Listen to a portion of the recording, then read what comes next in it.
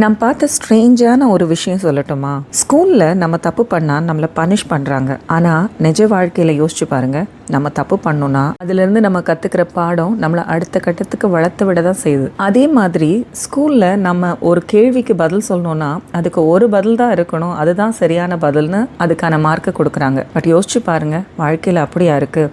ஒரு பிரச்சனை வந்தால் அதுக்கு எத்தனை விதமான சொல்யூஷன்ஸ் நம்ம பார்க்குறோம். அதில் எதையாவது ஒன்று நம்ம ஃபாலோ பண்ணி சக்ஸஸ் பண்ண தானே செய்கிறோம். ஒழுங்காக உட்காந்து படி, யார்கிட்டையும் பேசாத, தனியாக உட்காந்து படி, அப்போ தான் மண்டையில் ஏறும்னு சொல்கிறது ஸ்கூல். ஆனால் யோசிச்சு பாருங்கள், ஒரு பிஸ்னஸ்னு வரும்போது ஒரு டீம் ஒர்க் எவ்வளோ எசென்ஷியலாக இருக்குது. ஸ்கூல் நமக்கான அடிப்படை ஒழுக்கத்தையும் நாகரீகத்தையும் கற்றுக் கொடுக்குது.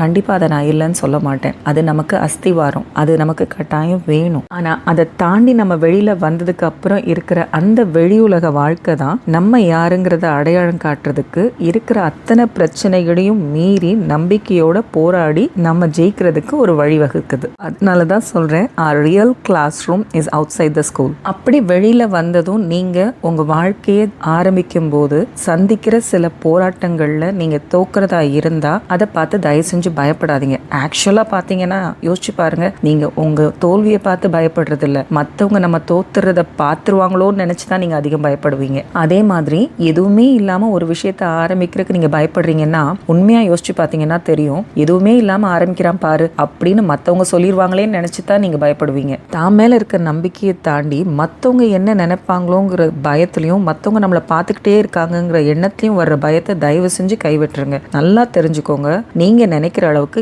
யாருமே நம்மளை அவ்வளோ க்ளோஸாக வாட்ச் பண்ணுறது இல்லை. அப்படி மீறி வாட்ச் பண்ணுறவங்களா இருந்தால் கூட அவங்களோட ஒப்பீனியன் ஒன்றும் உங்களோட ஃப்யூச்சரை நிர்ணயிக்க போகிறது இல்லை. நம்மளை கவனிக்கிறவங்களோட இன்செக்யூரிட்டியை தான் அது ரிஃப்ளெக்ட் பண்ணதே தவிர நமக்கு அது எந்த பாதிப்பையும் தராது. ஸோ எதை பற்றியும் யோசிக்காதீங்க, ஜஸ்ட் ஸ்டார்ட் நவ். சீக்கிரமாக தோத்துருங்க, சீக்கிரமாக பழகுங்க, சீக்கிரமாக கற்றுக்கோங்க, சீக்கிரமாக முன்னுக்கு வந்துருங்க. நம்ம பிரச்சனைகளை நம்ம தான் பார்த்துக்கணும். மற்றவங்க ஜட்ஜ்மெண்ட்டை பற்றி கவலைப்படாதீங்க, அது எந்த விதத்துலையும் உங்களை அஃபெக்ட் பண்ணாது, நீங்கள் அதுக்கு ரியாக்ட் பண்ணாத வரைக்கும். Others opinion is not going to define you. உங்களுக்கான டெஃபினேஷனை நீங்கள் தான் உருவாக்கணும். மோட்டிவேஷன் அப்படிங்கிறது யாருக்கும் கொடுக்க முடியாது. மோட்டிவேஷன்ங்கிறது அவங்களே அவங்களுக்கு கொடுத்துக்கிட்டா மட்டும்தான் முடியும். மற்றவங்க நமக்கு கொடுக்கறது எல்லாமே அட்வைஸ் தான். நான் உங்களுக்கு கொடுக்கறது அட்வைஸ் கிடையாது, மோட்டிவேஷனும் கிடையாது.